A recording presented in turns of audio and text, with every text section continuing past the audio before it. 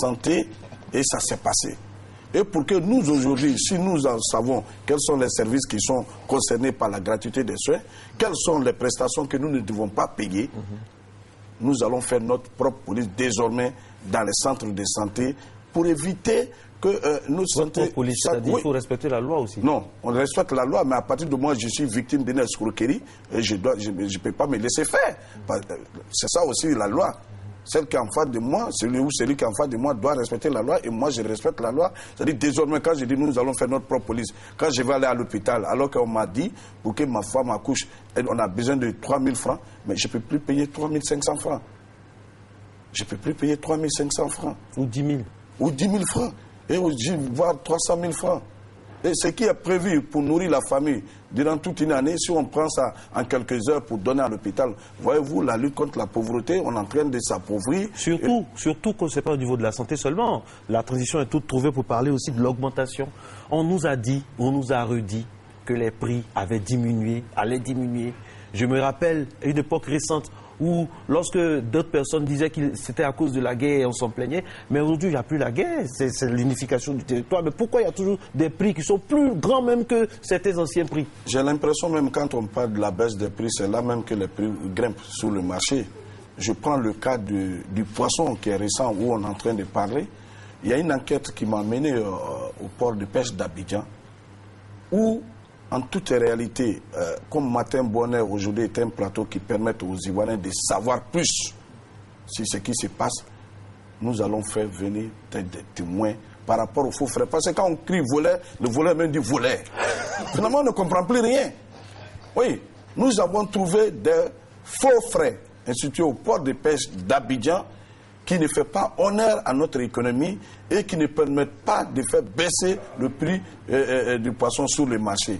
Mais parce qu'en allant faire cette enquête, on ne va pas prendre la caméra pour nous suivre, aller faire l'enquête. Mais au jour d'aujourd'hui, je peux dire que nous avons complètement bouclé notre enquête. Donc nous attendons une occasion pour éviter désormais que les voleurs aussi crient derrière nous, avec nous pour dire voleur, voleur.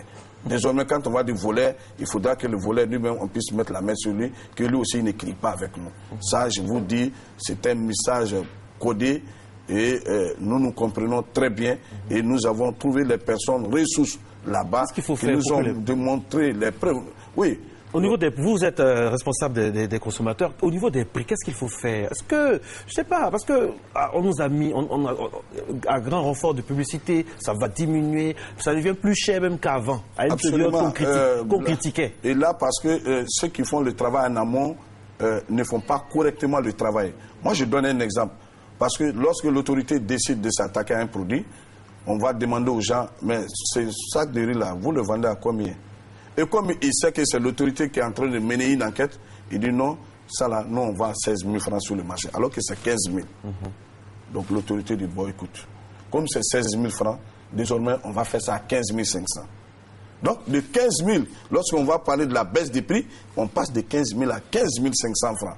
Donc pour l'autorité, un pas a été fait parce qu'on a pu enlever 500 francs sur le marché. Et je l'ai dit sur le même plateau, le sucre était à 658 et 700 francs sur le marché. Quand on a annoncé que le prix du sucre allait baisser, on est parti à 800 francs le kilogramme.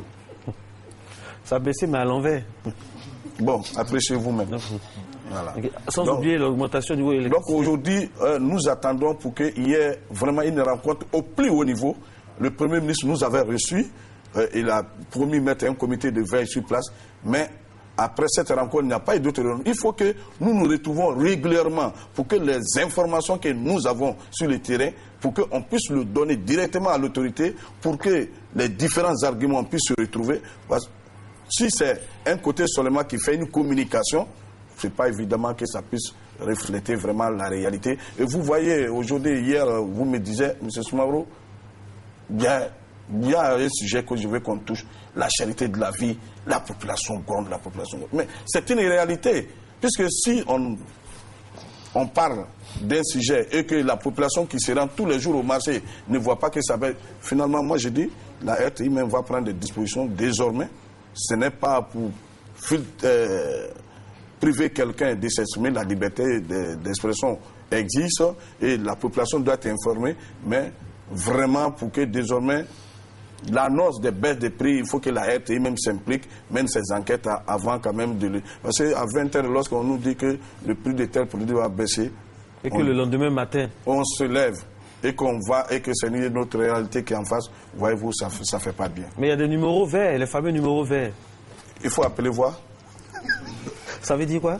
Non, mais tu as le numéro, il faut appeler le numéro vert et puis après tu vas me dire que vous m'avez dit au bureau que vous avez essayé, vous avez des témoignages. J'ai dit, ce numéro vert est devenu une ligne rouge, tout le monde n'a pas accès. Donc il faut laisser le numéro vert là. Ok, merci beaucoup à vous, M. Soumoro Ben Fally, président national de l'association pour la protection des consommateurs actifs. Très remonté ce matin, très remonté. Mais bon, ça va aller, c'est ce qu'on dit, ça va aller. C'est ce qu'on peut dire. Quelqu'un qui a fait, vous voulez lui dire que ça va aller? Vous croyez que moi je l'aurais pour entendre ça? Non, vous entendez, ça va aller. Non. Ça va aller. Non, les autorités regardent. Exactement, c'est pour cela que nous sommes là, pour qu'on puisse être entendu. Les dispositions seront prises pour que tout aille bien. Et quand ça va aller bien, on espère, vous viendrez sur ce plateau aussi pour dire que les autorités ont bien travaillé. On va le dire. On va le dire. Voilà, sans problème. Parce qu'on n'en veut à personne, on est tout simplement au service de la population. Voilà. Merci d'être passé.